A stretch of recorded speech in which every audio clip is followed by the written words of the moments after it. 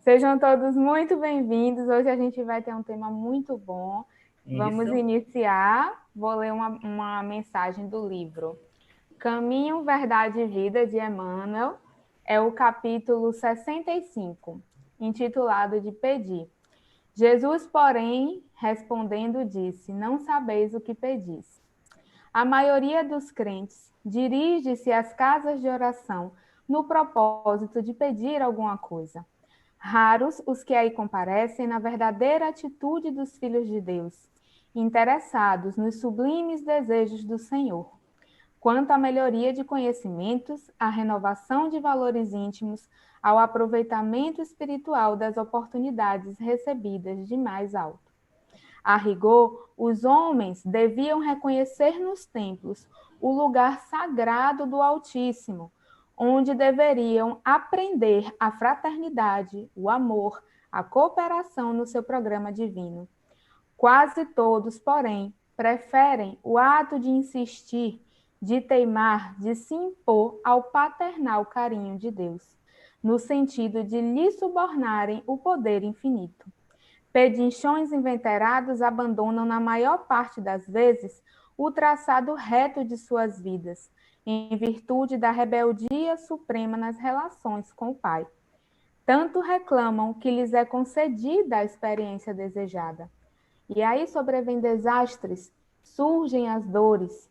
Em seguida, aparece o tédio, que é sempre filho da incompreensão dos nossos deveres. Provocamos certas dádivas no caminho, adiantamo-nos na solicitação da herança que nos cabe, exigindo prematuras concessões do pai, à maneira do filho pródigo, mas o desencanto constitui-se em veneno da imprevidência e da irresponsabilidade. O tédio representará sempre o fruto amargo da precipitação, de quantos se atiram a patrimônios que não lhes competem. Tenhamos, pois, cuidado em pedir, porque, acima de tudo, devemos solicitar a compreensão da vontade de Jesus ao nosso respeito. Bom, gente, hoje a gente vai estudar o capítulo 21. Haverá falsos cristos e falsos profetas. Viviane vai iniciar com a leitura do nosso evangelho. Quem tiver com o Evangelho, livrinho, acompanha. o Evangelho, né, segundo o Espiritismo, tá? Conhece-se a árvore pelos frutos, porque não é boa árvore que dá maus frutos, nem má árvore a que dá bons frutos. Porquanto cada árvore é conhecida pelo seu fruto, porque nem os homens colhem figo dos espinheiros, nem dos abrolhos vidimam uvas. O homem bom, do bom tesouro do seu coração, tira o bem, e o homem mau, do mau tesouro, tira o mal. Porque do que está cheio o coração, disso é que fala a boca. Lucas, capítulo 6, versículo 43 a 45. Guardai-vos dos falsos profetas, que vêm a vós com vestidos de ovelhas, e por dentro são lobos roubadores. Pelos seus frutos os conhecereis. Porventura os homens colhem uvas dos espinheiros ou figo dos abrolhos? Assim, toda árvore boa dá bons frutos, e a árvore má dá maus frutos. Não pode a árvore boa dar maus frutos, nem a árvore má dar bons frutos. Toda árvore que não dá bons frutos será cortada e lançada no fogo. Assim, pois, pelos seus frutos os conhecereis. Mateus capítulo 7, versículo 15 ao 20. E respondendo Jesus lhes disse: Vede, não vos engane alguém, porque virão muitos em meu nome dizendo: Eu sou o Cristo, e enganarão a muitos. E levantar-se-ão muitos falsos profetas e enganarão a muitos. E porquanto multiplicar-se-á a iniquidade, se resfriará a caridade de muitos. Mas o que perseverar até o fim, esse será salvo. Então, se alguém vos disser: Olhai, aqui está o Cristo, ou ei-lo acolá, não lhes deis crédito, porque se levantarão falsos cristos e falsos profetas, que farão grandes prodígios e maravilhas tais que, se fora possível, até os escolhidos se enganariam. Mateus, capítulo 24, versículo 4 e 5, 11 a 13, 23 e 24. E semelhante em Marcos, capítulo 13, versículos 5 e 6, 21 e 22. Você, Bruna. Bom, gente, para iniciar o capítulo, né? Esse capítulo, vamos pelo título. Olha o que ele diz: haverá falsos cristos e falsos profetas. Quando a gente fala, né, falsos cristos, até que a gente compreende tranquilinho o que significa isso aí. São alguns espíritos, algumas pessoas que se colocam na posição de Jesus Cristo. Seriam eles um segundo, um terceiro, um quarto Cristo, né, reencarnado na Terra. E esses são os falsos cristos, porque são pessoas que ainda não têm essa perfeição moral e espiritual como Jesus já o tem. Então, de fato, um Cristo, um espírito crístico, é aquele que já alcançou um grau de pureza, que já se encontra na primeira ordem da escala dos espíritos, que são os espíritos puros, e por isso eles não podem apresentar qualquer imperfeição moral e intelectual. E isso é bem tranquilo da gente entender. Agora a gente pergunta: o que seriam os falsos profetas? O que significa essa palavra profeta? Bem, em um primeiro momento, o Evangelho, aqui no tópico 4, ele diz que alguns entendem que profetas são apenas aquelas pessoas que teriam o dom de prever o futuro, tem aquele dom da presciência, né? Mas para a doutrina espírita, voltando para o título, os falsos cristos, os falsos profetas, como indicado aqui no título, são aquelas pessoas que têm muito conhecimento e abusam desse saber em proveito de suas ambições, de seus interesses, de seus anseios de dominação. Eles aproveitam realmente a boa fé das pessoas que acreditam que eles são missionários divinos. Percebam, gente, que essa é uma definição de falsos profetas. A gente ainda vai ver a de profetas um pouquinho mais na frente.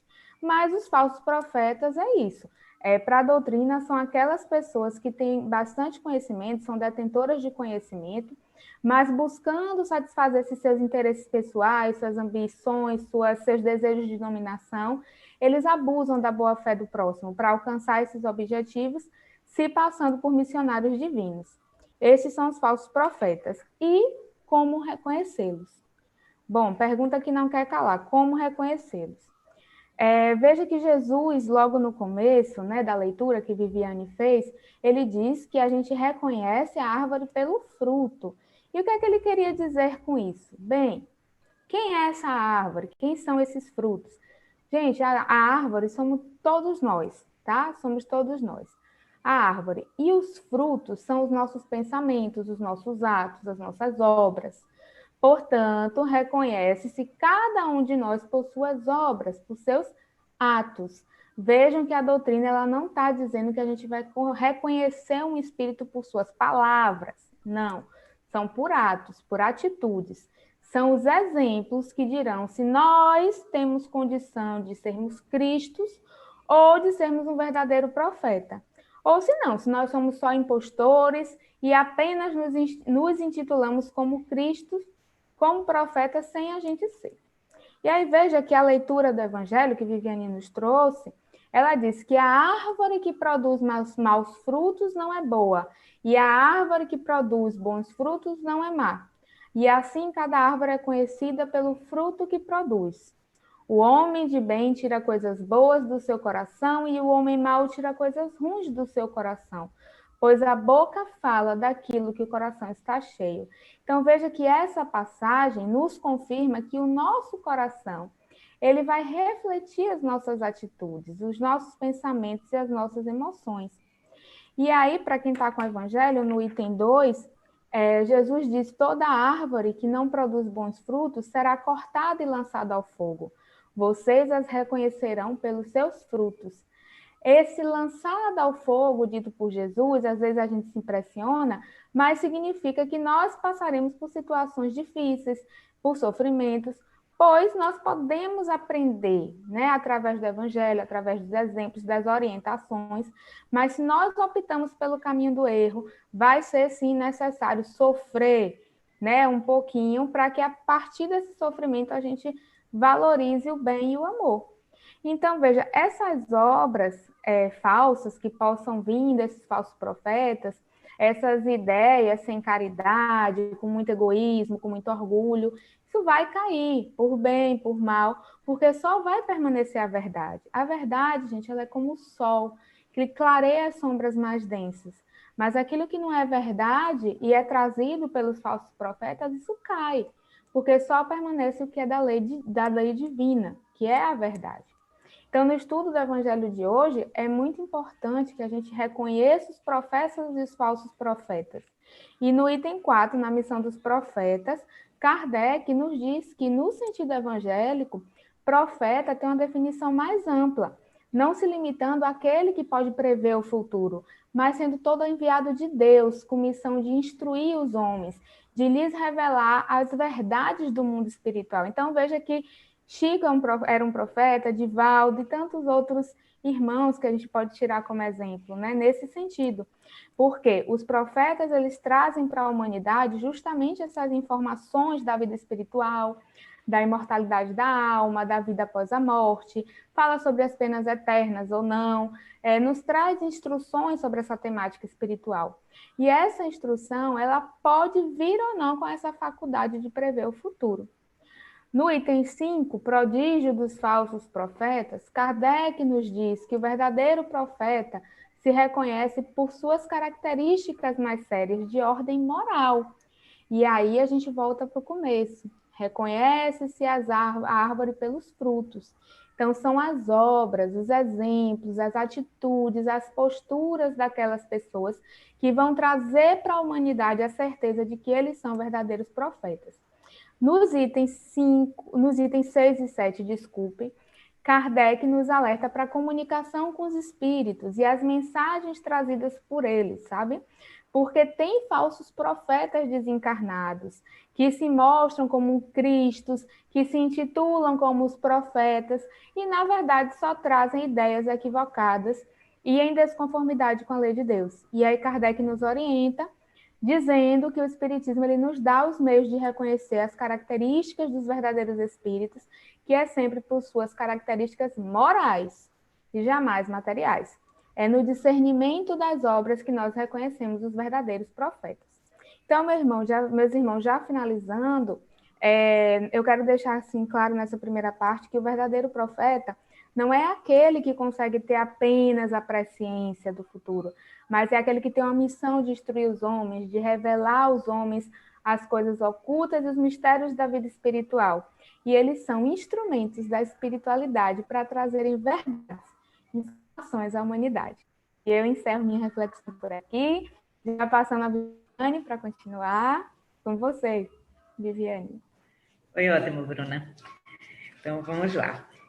Então, desde a sua passagem pelo nosso planeta, Jesus já falava que passaríamos por tempos difíceis, atribulados, o que chamamos hoje de transição planetária, e que esses tempos apresentariam algumas características que deveríamos reconhecer para enfrentarmos de uma maneira mais segura e consciente essa difícil fase pela qual a humanidade passaria. E uma das coisas que ele chamou a atenção foi sobre o aparecimento nessa época de falsos cristos e falsos profetas, pois seria mais fácil encontrar espaço nas mentes e nos corações das criaturas, visando desvirtuar o caminho dos invigilantes, dos poucos seguros na fé, dos apegados ao materialismo, que se deixariam iludir com falsas promessas, com grandes prodígios, não só por espíritos encarnados, como por desencarnados. E João, na sua primeira epístola, capítulo 4, versículo 1, já dizia: não acrediteis em todos os espíritos, mas provai se os espíritos são de Deus, porque são muitos os falsos profetas que se levantarão no mundo. Já alertando a nós, espíritas, a respeito de espíritos enganadores, orgulhosos, pseudo-sábios, que usam nomes que só os homens os pronunciam com muito respeito, como já dizia o espírito Erasto no Evangelho segundo o Espiritismo, nesse mesmo capítulo 21 que nós estamos estudando, na tentativa de impressionar os médios, causando desunião e disenções nos grupos espíritas, impondo sistemas absurdos com falsas teorias para fascinar médiuns vaidosos. Para isso, devemos nos precaver usando sempre o bom senso, a razão, analisando a fundo cada mensagem, pois as mensagens vindas de espíritos superiores estão sempre pautadas no amor, na caridade, humildade, indulgência e perdão. Há também os falsos profetas encarnados, que estão em todos os âmbitos da sociedade, não é só na religião, mas na política, nas salas de aula, nos meios de comunicação, na ciência, e que propagam ideias de ódio, de preconceito de todos os tipos, separativismo, e essas pessoas incitam a vivência das paixões, do desamor, do egoísmo, levando as pessoas ao isolamento, baixa autoestima, depressão, falta de caridade. Na época em que estamos, onde o mundo está conectado, né, as notícias giram a Terra em um minuto, temos que ter cuidados com as famosas fake news, né, as falsas notícias, que são compartilhadas por nós sem que passemos ao menos pelo crivo da razão e do bom senso, como nos ensinou Kardec, com total falta de responsabilidade da nossa parte. Então, a gente tem que prestar atenção nessas mensagens que a gente fica passando adiante, principalmente pelo WhatsApp, né? Esquecendo-nos dos postulados da doutrina espírita de benevolência para com todos, indulgência para com as faltas alheias e perdão das ofensas, e nos comportando assim como falsos profetas. Precisamos ficar atentos aos falsos profetas que estão influenciando nossas crianças. Os pais têm que estar atentos a tudo que os filhos estão vendo na TV, em redes sociais, revistas infantis com conteúdos impróprios, disfarçados em jogos e brincadeiras. Mas Jesus nos disse: reconhece-se a árvore pelos frutos. Então, nós devemos avaliar cada mensagem e cada mensageiro, para termos a certeza se estamos diante de um falso ou de um verdadeiro profeta. Kardec nos ensina que devemos ter ponderação, lógica, prudência, análise, pesquisa aprofundada, compromisso com a verdade, quando nos disse que é melhor rejeitarmos 9 verdades do que aceitarmos uma mentira. Para isso, vamos encontrar no Livro dos Médiuns, capítulo 24, chamado As Provas Possíveis de Identidade, esse capítulo. Como distinguir os espíritos bons e maus, no parágrafo 267. Vamos encontrar 26 itens que nos dão as diretrizes seguras para fazermos essa distinção. E eu vou resumir aqui, porque nem temos tempo para tanta coisa, né? Mas é só ir lá no capítulo 24 e vocês vão encontrar isso. Então, ele diz: devemos usar o bom senso, a lógica e a prudência, e observar a linguagem e as suas ações, pois as ações, como a Bruna falou, são os sentimentos que expiram e os conselhos que dão. Compromisso com a verdade. Os bons espíritos jamais dão ordens, apenas aconselham. Os bons espíritos não fazem lisonjas, não fica aí elogiando todo mundo. Não se vangloriam, só ensinam o bem e fazem tudo dentro da mais pura caridade evangélica, seguindo as leis divinas, as leis naturais. São livres de preconceitos e dono de grande moral. Entre os encarnados, além da análise criteriosa de suas palavras e pensamentos, devemos observar as obras, que falam mais que 1000 palavras, né? Que Bruna acabou de falar. Como diz o ditado, pela obra se conhece o autor.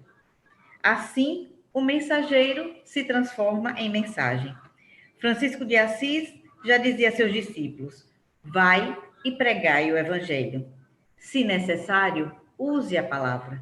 Então, era através dos atos dos discípulos que as pessoas aprendiam, não precisava aprender pelo que eles falavam.